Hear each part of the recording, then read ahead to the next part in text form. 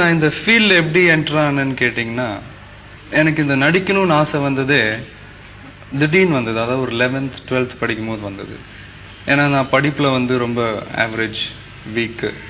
So படிச்சுட்டு என்ன பண்ண போகிறேன்னு எனக்கே தெரியல. அதனால் ஏன் நடிக்கக்கூடாது அப்படின்ற ஒரு ஆசை வந்தது. அப்போ என்னோட 12th முடிச்சுட்டு என்னோட ஃபர்ஸ்ட் இயர் டைமில் எங்கள் அம்மா அப்பா கிட்ட நான் சொன்னேன், இந்த மாதிரி நான் நடிக்கணும்ப்பா.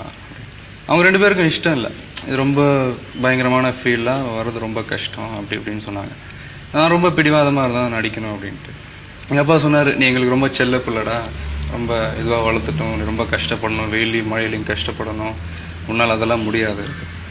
இல்லைப்பா, நீங்கள் எனக்கு ஒரே ஒரு சான்ஸ் கொடுத்து பாருங்க, நான் பண்ணுறேன் அப்படின்னு. அதுக்கப்புறம் அவங்க ஒத்துக்கிட்டு ஒரு 6-7 months இந்த சினிமாவுக்கு தேவையான ஃபைட்ஸ், டான்ஸ் எல்லாம் கற்றுக் கொடுத்து அப்புறமா நாளைய தீர்ப்புன்ற படத்தில் என்னை அறிமுகப்படுத்தினாங்க.